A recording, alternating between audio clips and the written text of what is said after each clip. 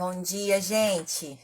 Bom dia para todos. Sexta-feira, glória a Deus. Vamos todos sextar hoje, descansar bastante daqui a pouco, né? Estarmos aí preparados para o nosso final de semana, um tempo de descanso que é tão bom, né? Glória a Deus por isso.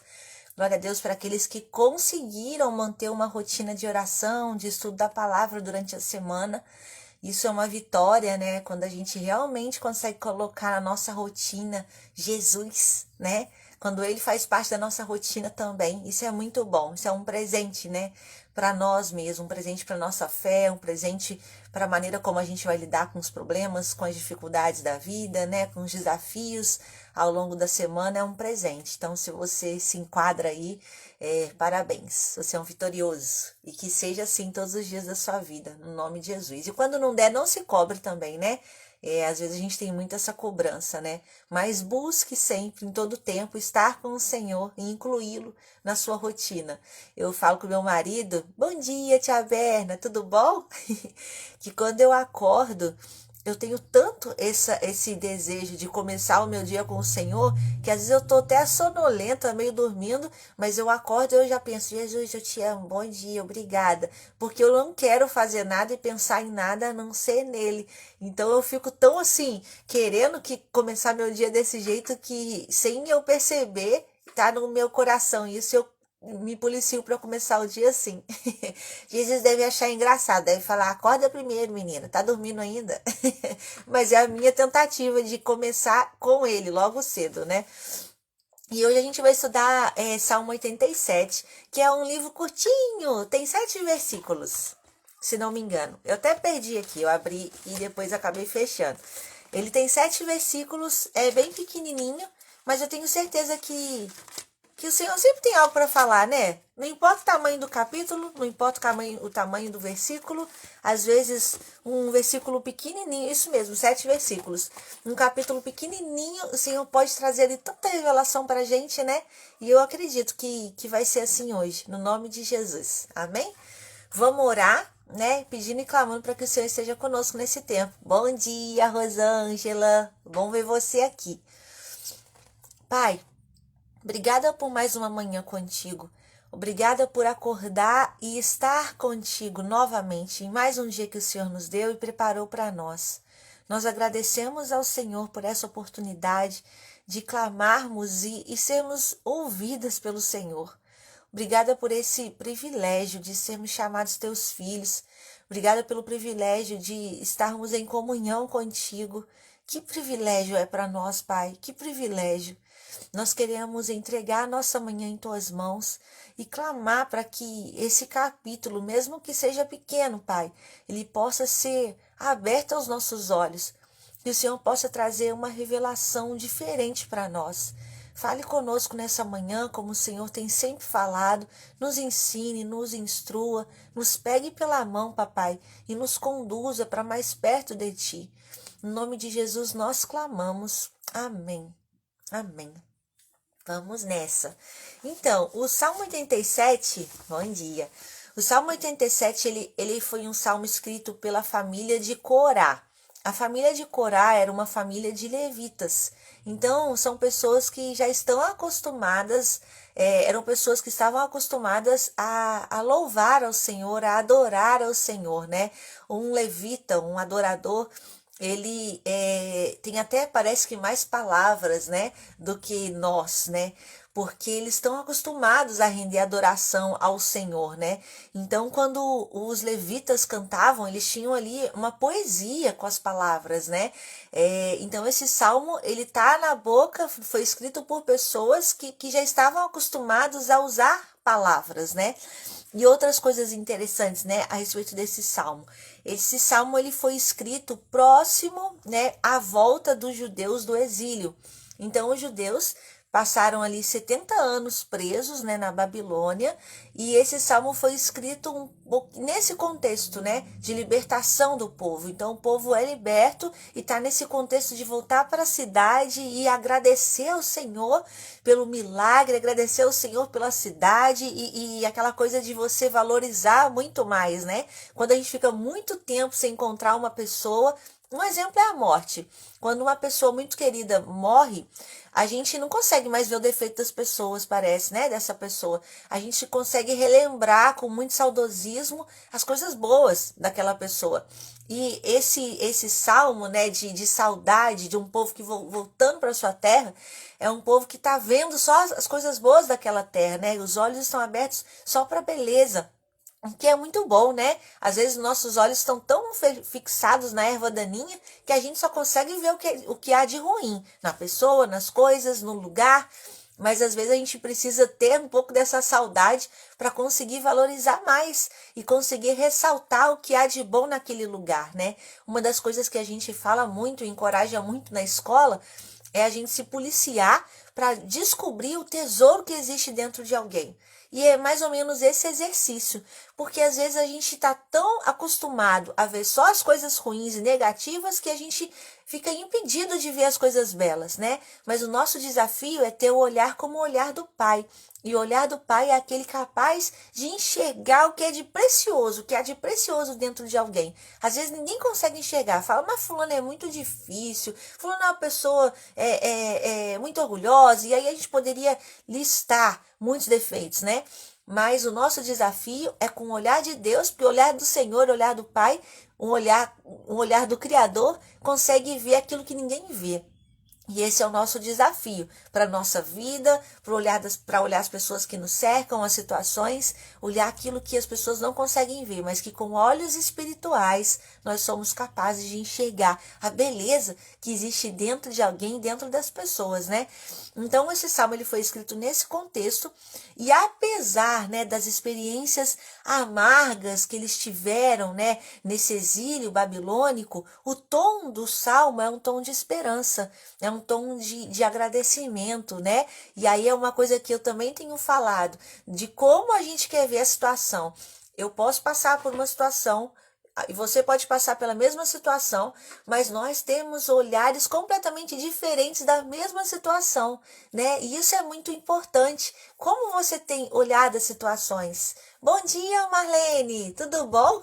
Como você tem olhado as situações, né? Com olhar de esperança ou com olhar de desesperança? Porque pessoas diferentes podem ter perspectivas, né, diferentes de uma mesma situação. E isso vale para a gente pensar que o nosso olhar seja sempre um olhar de esperança, um tom de esperança, e não um olhar amargurado diante de uma situação que acontece conosco, né? E aí, ainda falando desse contexto, quando o texto, né, o título vai falar sobre Sião, vai remeter o nome Sião no título, e Jerusalém, né, a cidade de Jerusalém, também é conhecida como a cidade de Sião, né? Então, quando a gente fala de Sião, a gente está falando de Jerusalém, né? O Monte Sião, e por que eu estou falando do Monte Sião? Porque o primeiro versículo do capítulo 87 vai ser assim: o Senhor fundou Sião no Monte Sagrado. Então eu falei, né, para vocês que Jerusalém também é conhecida como Sião. Então a gente está falando aqui de Jerusalém, a gente está falando aqui dessa cidade prometida, dessa terra especial que Deus guardou, né? E quando a gente fala especificamente de Sião, existem algumas curiosidades que eu quero trazer para vocês antes da gente entrar no capítulo em si. Sião era uma terra, era um lugar, era um monte onde as pessoas subiam para adorar. Então, vamos imaginar, aqui na cidade de Volta Redonda, eu acho que todas vocês são de Volta Redonda, né? Mas a gente tem alguns montes na cidade, alguns lugares onde as pessoas vão para orar. E por ser um lugar conhecido de todos, né? Não sei se haviam outros montes, havia o Monte de Sião, era um lugar muito respeitado pelas pessoas. Então, guarda isso na sua mente. O Monte Sião era um lugar onde os adoradores subiam para adorar. Outra coisa, Sião era uma importante localização em Jerusalém. Então, além de ser um monte que as pessoas subiam para adorar, era uma localização importante. As pessoas conheciam, era um lugar conhecido. Outras curiosidades, você já deve ter escutado Sião em outras passagens da Bíblia, porque várias passagens bíblicas citam o Monte Sião, citam esse lugar Sião. Então não é a primeira vez que você ouviu e nem a última vez que você ouvirá falar disso quando você ler a Bíblia. Provavelmente você vai se deparar outras vezes com o Monte Sião. Por quê? Porque era um lugar de oração. E é sobre esse lugar que a gente vai falar nesse capítulo curtinho. Vai começar dizendo assim: o Senhor fundou Sião no Monte Sagrado, né? Então, o Monte Sião está dizendo para a gente esse símbolo do reino de Deus, né?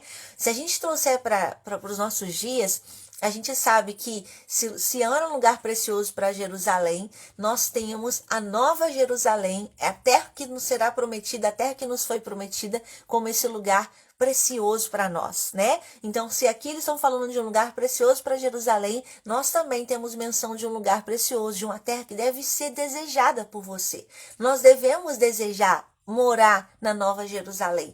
Então, assim como o povo de Israel tinha o Monte Sião como um lugar bem quisto, porque representava a presença de Deus, nós também devemos ter dentro do nosso coração como um lugar de afeto, como um lugar que nós desejamos, a Nova Jerusalém, que é a nossa cidade, né? Que vai ser a nossa cidade onde passaremos muito tempo da nossa vida ali, né? Essa promessa que Deus nos fez, ela se cumprirá, e nós sabemos disso. Quando que ela se cumprirá? Com a volta de Jesus, né? Com a volta de Jesus, todos os povos, todas as nações serão cidadãos desse reino. Todos aqueles que aceitarem Jesus como seu Senhor e Salvador serão cidadãos desse reino. Eu quero morar na Nova Jerusalém. O que eu preciso fazer para morar na Nova Jerusalém? Reconhecer que Jesus é o rei desse lugar, que Jesus é o rei dessa terra, né? Então, reconhecer que a salvação vem do Senhor, reconhecer que os nossos pecados foram perdoados, nós somos limpos porque Jesus veio para nos salvar. Então, existem alguns requisitos para que a gente entre nessa terra celestial, que é o céu, né? Nós vamos um dia morar no céu, nessa Nova Jerusalém, nesse Monte Sião renovado e reformado. Seremos cidadãos do céu se reconhecermos a grandeza do Senhor e que foi o Senhor Jesus que nos trouxe a salvação. Por si só, essa palavra já deve ser uma palavra que te mantém alegre e feliz. Nós devemos ser pessoas alegres, felizes, porque nós temos uma promessa de vida muito poderosa, né? Imagina só, pessoas que não creem nessa verdade. É como se o mundo não fizesse sentido. É como se, para que eu vou ter, para onde eu vou? O que vai acontecer comigo? Né? Mas para nós que cremos nessa verdade, que cremos que existe uma terra sendo preparada para nós que cremos nisso, nós deveríamos viver felizes o tempo todo, porque não importa o que aconteça com você na sua vida, nós temos uma perspectiva melhor para um futuro, e é um futuro que vai ser a sua eternidade. Você vai passar todos os dias da sua vida desfrutando de estar com Cristo, desfrutando de momentos com o Pai. E isso é muito precioso para nós. Deveria ser motivo para arrancar sorriso dos seus lábios o tempo todo. E às vezes a gente esquece dessa verdade. A gente vive tão entranhado nessa realidade que a gente parece que acha que está muito distante de nós. E não está distante de nós. Nós devemos aguardar e desejar ansiosamente a vinda do nosso Senhor Jesus Cristo. Nós não devemos amar mais a terra do que o céu. Nós não devemos estar tão presos a essa terra do que o céu. Nós devemos desejar e estar mais presos ao céu, a essa realidade que vai ser a sua eternidade, do que aos 80, 90 anos que você pode passar e viver aqui nessa terra. O que são esses anos perto de uma vida inteira, perto de uma eternidade, né, nos céus? Então nós temos que trabalhar muito mais por essa eternidade do que por esse tempo passageiro que nós vivemos aqui. Isso é um versículo. Olha quanta coisa a gente consegue tirar de um versículo, né? E aí o Senhor vai continuar nos dizendo e nos ensinando assim. Vou voltar aqui para fazer sentido. O Senhor fundou Sião no monte sagrado. E como ama a sua casa? Ama-a mais que a todas. A todas as casas de Jacó juntas.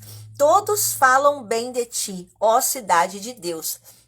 Então, a gente vê aqui que assim como nós devemos amar essa casa, essa Nova Jerusalém, Deus também tinha carinho e amor por Sião, porque sabia que ali era o lugar onde ele conseguia encontrar os seus filhos, onde ele conseguia encontrar as pessoas buscando, as pessoas adorando. Era um lugar precioso, uma terra preciosa. Na verdade, a gente entende, né, que a Jerusalém, o povo de Israel, era um povo escolhido por Deus, né? Quando a gente pega a história, a gente vai ver que em vários momentos Deus tinha esse povo como um povo querido, um povo escolhido e separado por Deus. Então Deus livrava, e aí o povo cometia pecado, e Deus voltava e perdoava, e Deus apresentava uma nova saída, e aí Deus ia punir o povo, e de novo Deus amava e abraçava. A gente vê um caso de amor o tempo todo, e como essa história vai se desenvolvendo, mas Deus não desiste do povo de Israel, porque era o povo escolhido do Senhor. Eu escolhi esse povo vai ser a minha nova Jerusalém, e nós fazemos parte desse povo, né? Nós somos essa nova Jerusalém, nós viemos de Israel, né? Todos aqueles que escolhem e aceitam o Senhor, eles passam a fazer parte desse povo escolhido de Deus, é independente da sua nacionalidade. A gente tem aqui essa analogia de um povo separado, mas se você não faz parte, eu não nasci em Jerusalém, eu não sou israelita, mas a partir do momento que você entende, reconhece a soberania de Deus, nós começamos a adentrar e fazer parte desse povo. Porque o que une esse povo é o reconhecimento, é a obediência, é um povo que escolhe viver de acordo com os padrões celestiais. Então, se você escolheu viver de acordo com as regras, as leis desse reino específico, porque sim, assim como a gente tem um reino, né, no Brasil, nós temos regras e leis que nós devemos seguir, no reino do nosso Pai existem regras e leis que nós devemos seguir. Quando você pega os 10 mandamentos ali, são regras e leis para você seguir. Quando você pega o Novo Testamento, nos trazendo uma revelação do antigo, dessas antigas leis, né, é como se a gente tenha o resumo. Bom dia, Tainá, Deus abençoe a sua sexta-feira. A gente tem os 10 mandamentos no Velho Testamento, e a gente tem a renovação dos 10 testamentos no Novo Testamento, quando Jesus vem e condensa tudo em duas orientações: amar o próximo como a ti mesmo e a Deus acima de todas as coisas. Então Deus pega os 10 mandamentos e condensa nisso, né? Se você quiser me obedecer e me seguir, fazendo os 10 mandamentos, você vai só fazer essas duas coisas aqui: me ame e ame o seu próximo como a ti mesmo, né? Então Deus, o que eu quero dizer? Que existem leis e regras desse reino que nós vivemos, desse reino que nós escolhemos seguir, né? Existe um padrão de santidade, coisas que são exigidas desse povo, de você, que você faz parte desse povo, e nós precisamos estar com os olhos atentos. Se a gente quer ser esse povo amado e escolhido por Deus, porque é isso que a palavra fala aqui pra gente nesse salmo, né? Que de todas as casas, essa é a casa que o Senhor mais ama. E todos falam bem dessa terra, todos falam bem desse lugar, dessas pessoas, porque são pessoas diferenciadas. Sim, são pessoas que vivem de acordo com um padrão acima. E se você não tem sido reconhecido dessa maneira, talvez seja preciso rever as suas atitudes. A gente precisa rever as nossas atitudes. Porque assim como fala, todos falam bem de ti, ó cidade de Deus. As pessoas precisam falar bem da gente. É claro que não é todo momento que a gente vai agradar a todas as pessoas. Mas deve ser uma meta de vida ser uma pessoa diferente. Por quê que a gente vai ser diferente? Porque começa pelo um princípio. Se você escolhe ser cidadão desse reino, se você escolhe viver debaixo das leis e regras desse reino, a gente sabe que são leis e regras que são acima da média, né? Então, por si só, se você obedece àquilo que o Senhor falou, você por si só já é diferente do outro. Já é diferente do mundo que prega direitos iguais, de um mundo que prega a justiça, a equidade. E no reino do Senhor, se a gente pega Jesus não era o tempo todo que ele era alvo de justiça. Pelo contrário, por muitas vezes, ele tinha que ser a justiça, ele que tinha que esmagar, esmiuçar sua carne para que as pessoas enxergassem a bondade do reino do Senhor. Eu vou dar um exemplo para vocês. Quando Jesus está ali lavando os pés dos inimigos dele, lavando os pés daquele que iria trair. Você acha que na terra, se a gente fosse pegar as leis do Brasil, alguma lei do Brasil te exigiria fazer isso? Ter esse padrão extremo de humildade com uma pessoa que te persegue, com uma pessoa que está maquinando mal contra você? Não. Mas se a gente pega a palavra nos ensina a ter princípios de extrema humildade e de ser humilde com o nosso inimigo. E isso é a Bíblia. Isso é o padrão exigido para o cidadão da Nova Jerusalém, que vai além, é muito mais difícil do que o padrão estabelecido pelas leis de um país. Não é fácil ser cristão, Mas o Senhor nos ensina, nos pega pela mão e fala para você que escolhe viver debaixo desse padrão, que você é a cidade preferida do Senhor. Que aqueles que escolhem habitar nessa cidade estão habitando na melhor cidade que poderia haver. E o Senhor nos chama para viver nesse padrão. E aí, nos versículos seguintes, vai dizer assim: vou citar o nome daqueles entre os quais sou famoso. Egito e Babilônia, Filístia, Tiro, Cuxi. As palavras voam e eles apontam: este nasceu de novo aqui. Então a gente aprende duas coisas nessa passagem que eu li agora. Ele está citando, né, os filhos de Corá, que provavelmente escreveram esse salmo, eles estão citando os inimigos de Israel. Mas eles não estão citando com raiva.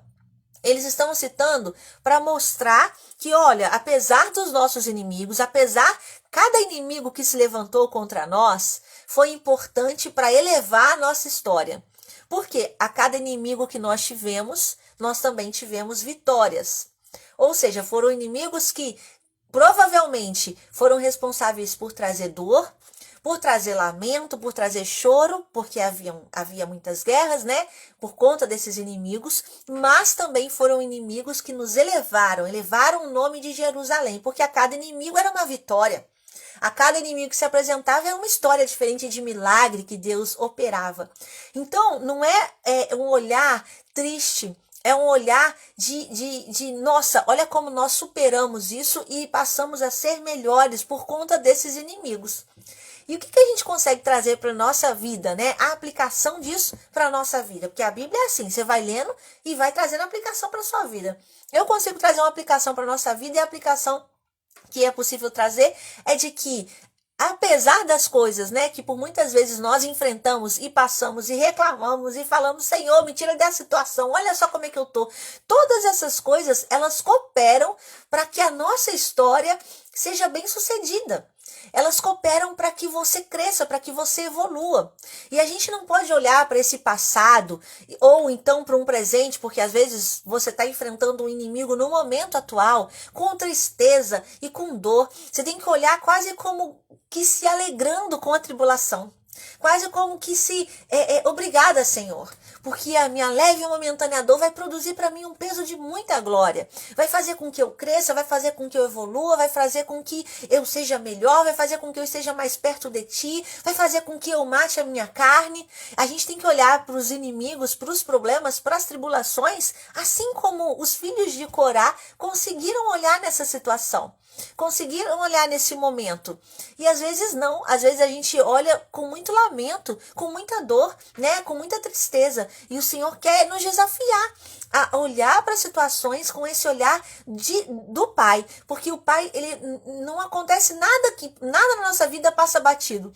Tudo que acontece com a gente nos eleva de alguma maneira, nos ensina de alguma maneira. E a gente tem que ter esse olhar mais estratégico, né? E se alegrar com a nossa tribulação também, sabendo que ela vai produzir para nós algo poderoso, algo no nosso caráter, algo na nossa forma de ver as coisas, né? E que hoje eu tenho 35 anos. E hoje, quando eu olho para algumas... Eu já me sinto tão experiente, eu falo com meu marido: nossa, eu já me sinto tão experiente. Imagina daqui 10 anos, né? Porque eu vou me sentir mais experiente ainda. E por que eu me sinto experiente? Porque eu já passei por algumas coisas na minha vida que hoje, olhando, se eu passasse de novo, eu faria diferente. Porque eu aprendi, né? E esse aprendizado faz a gente tomar decisões diferentes, faz a gente agir de maneira diferente, nos eleva um pouco mais. Imagina daqui a alguns anos e mais alguns anos, a gente tem que ir crescendo, né? Tem gente que estaciona, que não para, que tem às vezes mais idade, mas são pessoas que não conseguem aprender, que não conseguem ter esse olhar diferente. Mas eu tenho certeza que não é seu caso, que você é uma mulher de Deus, um homem de Deus que consegue perceber e não cometer os mesmos erros e olhar de uma maneira diferente. E aí, esses inimigos estão todos aqui reunidos nesse versículo, e ao final ele fala assim: as palavras voam e eles apontam: este nasceu de novo aqui. E aí, se a gente pega outras traduções da Bíblia, a gente vai ver uma linguagem diferente. Mas o que o salmista está explicando para a gente? Está explicando para a gente de pessoas que não faziam parte da Jerusalém, desse Monte Sião, né, dessa nova Sião, mas foram pessoas que escolheram nascer naquele lugar, ou seja, inimigos que escolheram nascer naquele lugar. E na verdade não é um nascimento de origem, a gente não está falando de um nascimento de origem, a gente não está falando de pessoas que originalmente nasceram ali, mas de pessoas que tiveram contato com o povo de Deus e que com o contato com o povo de Deus escolheram nascer de novo, a gente está falando do nascimento de novo, ou seja, nós fomos adotados pelo Senhor, né? O que eu quero dizer é que quando a gente fala que o povo de Israel, o povo escolhido de Deus, aí eu falo, mas eu sou brasileira, eu não sou esse povo escolhido. Não, eu aceito, eu sou de um outro povo, mas eu aceito o Senhor Jesus como meu Salvador e eu passo a fazer parte daquele povo, mesmo que eu não tenha nascido naquela nação. Isso já foi palco de muitas discussões entre Pedro e Paulo, né? Ah, mas a palavra é para os gentios. Quem não era de Israel era conhecido como gentios, era conhecido como um povo que não era para, olha, não, a palavra é só para o povo de Israel. E esse salmo está mencionando para a gente que não importa o lugar do seu nascimento, o que importa é a sua escolha de vida. Então, eu escolho nascer do Senhor. Então, não importa se eu nasci do ventre da minha mãe, eu escolho nascer do Senhor, ser uma nova criatura. Então, eu escolho morrer para minha velha Érica. E eu escolho ser toda diferente agora. Então, se antes eu era uma pessoa muito grossa, agora eu vou ser mansa, porque eu nasci de novo. E por isso que a Bíblia faz tanto essa analogia do novo nascimento. Então, o que vai ser a Nova Jerusalém? O que vai ser o céu? Vai ser uma reunião, um encontro de povos de todas as nações. Não vai ter só Israel ali. Vai ter gente de tudo quanto é lugar, né? Vai ter gente com o fenotipo, com o rostinho diferente, de olhinho puxado, brancos, negros, amarelos, de todas as formas. Povos de todas as nações que escolherem fazer parte desse reino. Então, é independente do lugar onde você mora. E pra gente isso pode parecer muito óbvio, mas naquela época isso não era tão óbvio assim. Porque o povo de Israel, por muitas vezes, eles se olhavam para o seu umbigo como se eles fossem a última bolacha do pacote. E você pode até achar que, nossa, como eu sou privilegiada, mas entendendo que todos podem entrar e fazer parte desse reino. Sim, o homicida pode entrar e fazer parte desse reino. O adúltero pode fazer parte desse reino. Aqueles que cometeram grandes pecados podem fazer parte desse reino. Não é só para você. É para todos aqueles que reconhecem o Senhor Jesus como Senhor e Salvador de suas vidas. E a gente precisa se alegrar com isso e não se entristecer. Mas não é justo fulano entrar. A gente não julga quem deve ou não entrar. Nós devemos nos alegrar. Quanto mais pessoas entram para essa cidade e reconhecem, têm suas vidas transformadas, o nosso coração deve se alegrar. Gente, eu tô falando muito hoje, né? E olha que quando eu comecei a estudar, eu falei, meu Deus, o que eu vou falar desse capítulo aqui com 7 versículos só? Mas eu já vou caminhar pro final, tá? Amém, Rosângela. Glória a Deus, estamos nesse caminho. Versículo 5. As palavras estão saindo do controle de Sião. Homens e mulheres, à direita e à esquerda, renascem nela. Então, não importa a sua origem, não importa se é homem, não importa se é mulher, as pessoas que reconhecem Jesus passam a nascer nesse lugar também, né? O Senhor registra os nomes no seu livro. Ou seja, é um capítulo, gente, messiânico. É um capítulo que está falando da volta de Jesus. Está falando dessa nova Jerusalém, dessa terra que a gente vai morar. Porque quando a gente escolhe nascer nesse lugar, o que o Senhor faz? Ele registra o nosso nome nesse livro. Nossa, eu lembro quando eu era pequena, como eu tinha um medo danado de não ir para o céu. Eu falava, Senhor, eu não posso ir para o inferno, não posso ir para o inferno. Porque eu escutava tanto de céu, de inferno, que eu ficava assim, por favor, Senhor, escreve meu nome no livro da vida, me escreve, não tira o meu nome do livro da vida. E hoje eu tenho a convicção que o meu nome está no livro da vida, porque eu sigo esses princípios, e a gente tem que ter certeza da nossa salvação. Onde o seu nome está escrito? Quando chegar lá no céu, a gente tem algumas imaginações, né? Se existe um livro que o nosso nome está escrito, eu imagino uma fila e a gente falando, peraí, Berna, tia Berna, pode entrar. Esse é seu lugar. Estava esperando por você. Vai ser assim, né? Então, que o seu nome seja escrito no livro da vida e que nada arranque o seu nome de lá. Porque uma vez escrito, não é para sempre escrito, né? Até o final da nossa vida, as nossas ações, as nossas atitudes, elas vão, na verdade, nos dizer se o nosso nome permanecerá lá, né? Então, mantenha-se nesse lugar de fé, mantenha-se com o coração no Senhor, para que você tenha mesmo a sua salvação guardada. Esse é o seu maior tesouro, o nosso maior bem, né? A gente precisa guardar isso com todo zelo, com todo carinho do nosso coração. Glória a Deus, esse lugar celestial que nós vamos morar e vamos nos encontrar lá, nessa nova Jerusalém. E aí ele fala aqui, então, o Senhor registra os nomes no seu livro, este aqui, este outro e mais este, todos renascidos, bem aqui. Então é uma reunião, né, de filhos. E aí finaliza dizendo, os que cantam e os que dançam dão crédito a Sião. Todas as minhas fontes estão em você. Então, a gente está falando da Sião, dessa nova Jerusalém, do Monte Sião, do lugar onde eles iam para adorar, do lugar onde Jerusalém reconhecia, né, como um lugar especial e importante para a cidade. E aqui o versículo nos traz, os que cantam e os que dançam dão crédito a Sião. Então, aqueles que cantam, nós, né, que adoramos, que louvamos com os nossos lábios, com as nossas canções, com o nosso corpo, nós devemos dar esse crédito a Sião, né? Então nós adoramos, por quê? Porque o Senhor é que merece a nossa adoração, é o Senhor que merece o seu louvor. E aí finaliza dizendo, todas as minhas fontes estão em você. As nossas fontes estão no Senhor, né? A fonte da nossa alegria está no Senhor. A fonte da nossa esperança está no Senhor. A fonte da nossa paciência está no Senhor. Ele é a nossa fonte e é dele que a gente precisa beber. Às vezes a gente se sente meio seco, né? Meio desanimado, meio sem perspectiva. E se você está se sentindo assim, em algum momento da sua vida você se sentiu assim, é porque você não está bebendo da fonte. Porque ele é a fonte. E ele está ali à nossa disposição. A gente tem tantas passagens na Bíblia que falam sobre essa fonte ser inesgotável para nós. E quando por algum momento a gente não se sente preenchido, o problema não é a fonte que parou de jorrar. O problema somos nós que paramos de ir até a fonte, né? Então vá até a fonte, finque raízes na fonte, more ao lado da fonte, para não correr o risco de ficar seca, de ficar desanimada, de se sentir atribulada. More ao lado da fonte. Porque se você mora ao lado da fonte, vamos imaginar imagina aí um riozinho, né? Se existe plantação perto do rio, ela é mais privilegiada do que a plantação que está lá longe. Então se você mora longe do rio, você tem que ir até o rio e buscar. Aí você volta, já está cansado, antes de chegar no seu destino, você já está com sede, já está voltando de novo.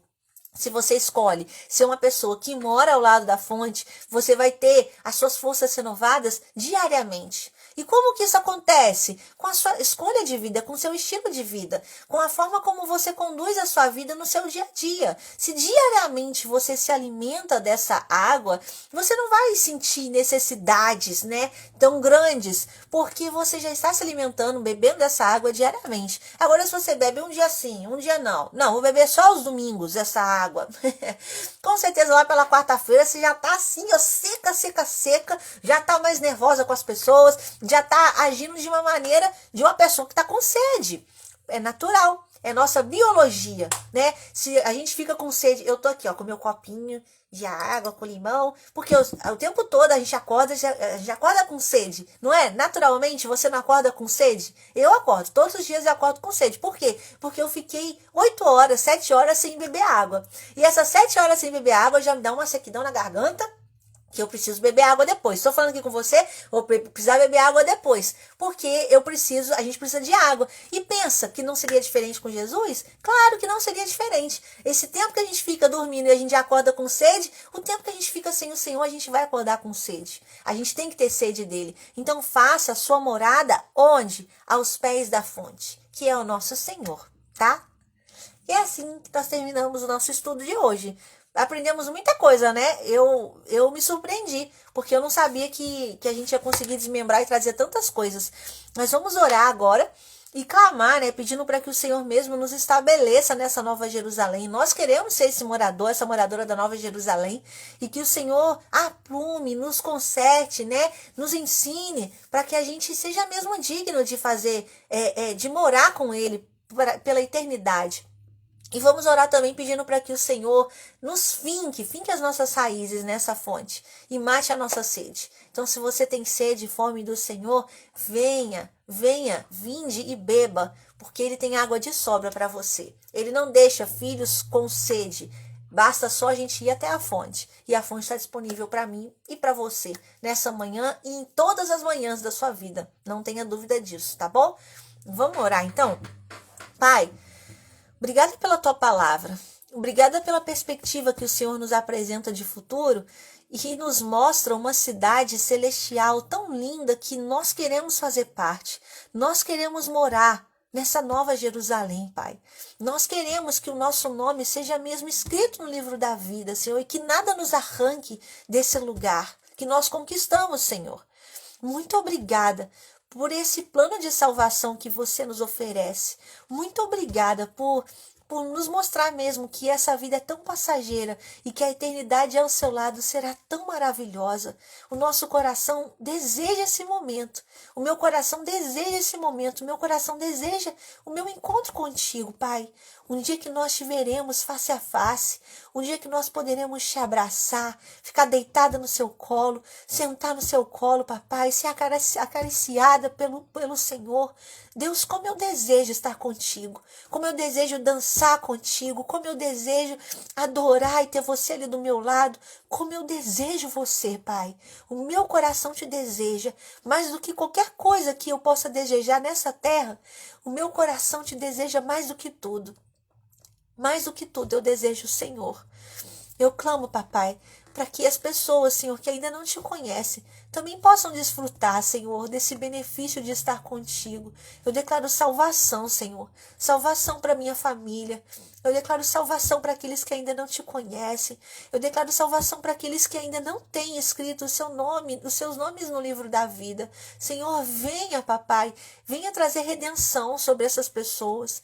Nos levante como veículo, papai, na vida dessas pessoas. Não nos permita, Senhor, ficarmos mudos, paralisados, Senhor. Pelo contrário, nos levante como esse veículo de bênção na vida das pessoas. Eu declaro a salvação da minha família, papai, daqueles que não te conhecem. No nome de Jesus, entra em cada lar, Senhor. Entra no lar dos meus amados, das minhas irmãs aqui. Eu sei que todos aqui têm amigos, pessoas queridas que não te conhecem. Nós declaramos a salvação, papai. Nós declaramos a salvação no nome de Jesus. Venha, Senhor, estabeleça o teu reino dentro do nosso lar. Se existem pessoas que convivem com pessoas dentro da própria casa, Senhor, que ainda não são salvas, nós declaramos, Senhor, eles são salvos no nome de Jesus. Dê sabedoria, discernimento, levante pessoas, papai. Haja com a tua poderosa mão, Senhor. Haja com a tua poderosa mão no nome de Jesus. Senhor, eu também clamo para que essa fonte nunca se cesse, Senhor. Nós sabemos que ela não se cessa, mas nós clamamos para que todo dia a gente acorde com essa sede do Senhor, que não haja um dia sequer que a gente não venha beber dessa água, dessa fonte que é o Senhor. O Senhor é aquele que mata a nossa sede, papai. O Senhor é aquele que mata a nossa sede, nós reconhecemos isso. Por isso, Pai, no nome de Jesus, Senhor, nos perdoe quando por tantas vezes não buscamos na fonte certa. Nos perdoe, papai. O Senhor é a nossa fonte e nós reconhecemos que só o Senhor é aquele capaz de matar nossa sede. No nome de Jesus, Pai, obrigada por esse tempo, obrigada por essa semana, obrigada por cada palavra, por cada ensinamento. Muito obrigada, Senhor. Muito obrigada. E continue falando conosco, Senhor. Ao longo do dia, no final de semana que está por vir, fale conosco, porque o nosso coração te deseja todas as manhãs. No nome de Jesus. Amém. Glória a Deus, minhas fiéis escudeiras. Tia Berna, na caminhada para ser imagem e semelhança do Abba, temos que beber da água que vem do trono. É verdade, é verdade. Só essa água pode nos transformar a imagem e semelhança de Deus, né? Quando às vezes a gente fala, tem coisa que a gente não consegue fazer, tem coisa que é tão difícil para mim, Jesus, isso eu não consigo. É porque a gente não está bebendo da água dele, né? Porque ele nos habilita para conseguir todas as coisas. Mudar a nossa personalidade, o nosso jeito de ser, ele nos habilita. E é bebendo dessa água, né? Bebendo dessa fonte que a gente ganha essa habilidade, né? Muito bom estar com vocês, meninas. Obrigada, tá? Por ter esse tempo aqui de compartilhar a palavra juntas, orarmos e buscarmos. E eu declaro a salvação da sua casa. Eu declaro a salvação no seu lar, da sua família, dos seus amigos, no nome de Jesus. Não desista, não desista, porque o Senhor não desiste de nenhum filho sequer, né? E por isso Ele quer tanto que a gente se posicione, para que nenhum filho fique de fora desse reino, dessa nova Jerusalém. Porque essa terra é para todos, não é só para mim e para você, é para todos. Então não desista. Eu declaro a salvação da sua casa, da sua família, dos seus amigos. No nome de Jesus, tá bom? Deus abençoe vocês. Fiquem com Deus. E até semana que vem, né? No nome de Jesus.